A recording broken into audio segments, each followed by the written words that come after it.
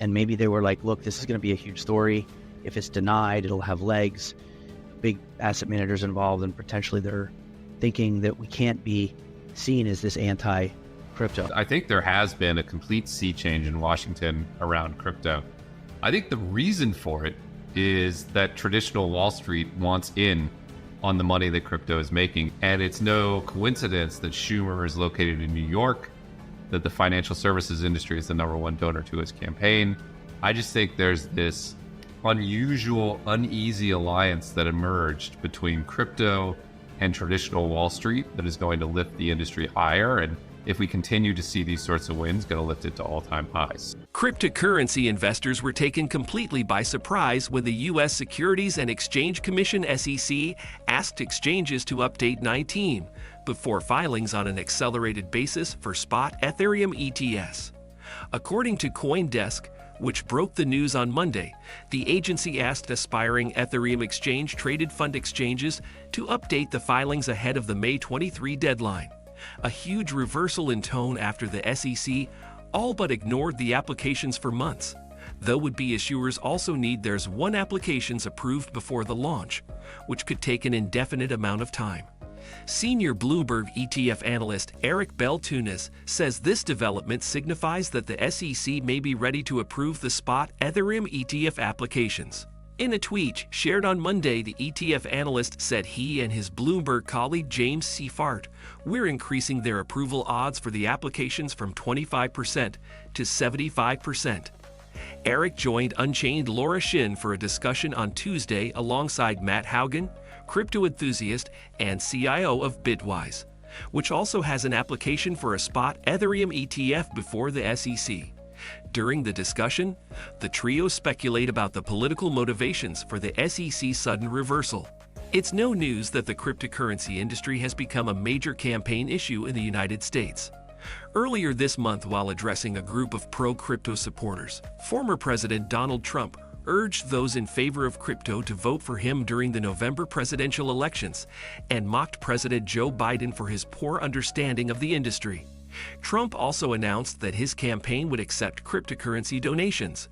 Days later, Chris Giancarlo, former chairman of the Commodity Futures Trading Commission, CFTC, hailed Trump as America's first crypto president, adding that the former U.S. president has played a pivotal role in the cryptocurrency industry.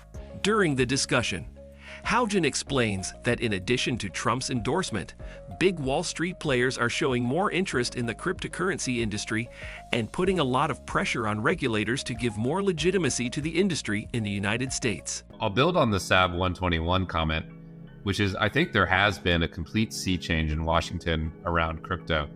I think the reason for it is that traditional Wall Street wants in on the money that crypto is making. If you remember, shortly after the Bitcoin ETF launch, a panoply of Wall Street lobbying organizations, the ABA and others, put out a letter requesting the ability to enter the custody space. I think they saw the amount of money that could be made in custody and could be made in stable coins.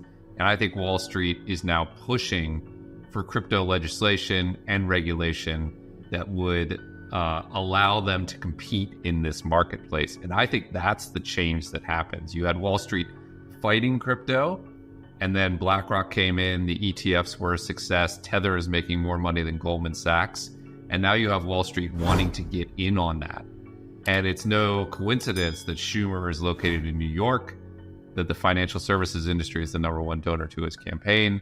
I just think there's this unusual, uneasy alliance that emerged between crypto and traditional Wall Street that is going to lift the industry higher. And if we continue to see these sorts of wins, going to lift it to all-time highs. And I think the same thing is happening on stablecoin legislation, right? This is not just SAB 121. That's like the canary in the coal mine. This is a complete shift in favor of certain parts of, let's say, the emerging regulated parts of crypto, which seem to be Bitcoin, possibly Ethereum, certainly custody, and I would say stable coins. I think those are entering the mainstream, and I think it's a complete game changer for the industry. On May 16, 2024, the U.S. Senate voted 60 and 38 to repeal the SEC Staff Accounting Bulletin, 1-to-1 sub 1-to-1. This regulation was initially designed to enforce stringent accounting and disclosure requirements on companies holding digital assets for their customers. The Southeast Seas rules were intended to enhance transparency and improve risk management practices in the crypto industry, thereby protecting investors and maintaining market integrity.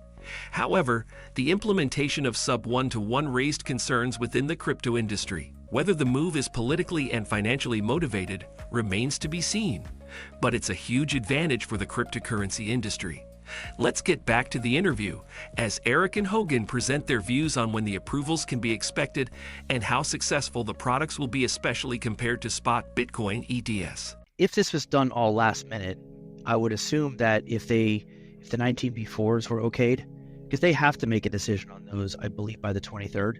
The S1s, they can take more time, but they can't go out until that's done. So it's possible that we've got weeks, but I don't know, because I can't imagine you can clean up the S1 to their liking if you have had no comments. So there has to be some time for that, I would think. Normally, this would have happened already. That's what we haven't had. There's been no communication. So this is all very weird. But my guess is, remember, Matt, we were on a podcast together. It was with the guy from Valkyrie, and he was saying that they might approve 19B4 and then take a month for the S1s.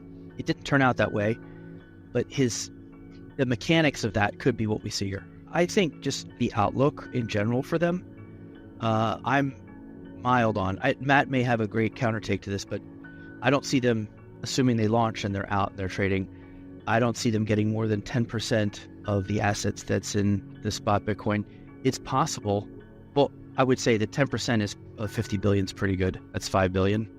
That's it. I mean, all the numbers are so wild. Everybody's gotten so spoiled to these big numbers, but like even 5 billion would be a major deal. Ethereum investors have been celebrating the news since Monday.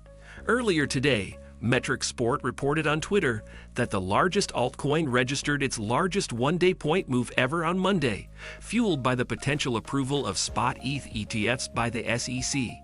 According to the Post, Monday's gains exceeded the single-day gains recorded around May 2021, when DeFi volumes were near their peak and Ethereum. Staking became very popular among investors. Real Vision founder and CEO Raul Powell believes even higher price moves will come after the approvals. In a post shared on Twitter, Powell wrote, "One more thing I've been talking about for a while. What the hell happens to the price of ETH if there is a big demand for the ETF and 30% remains staked off the market and burning makes supply deeply negative as activity rises? That could create a banana zone squared," while the industry awaits the SEC's next move on the May 23 deadline.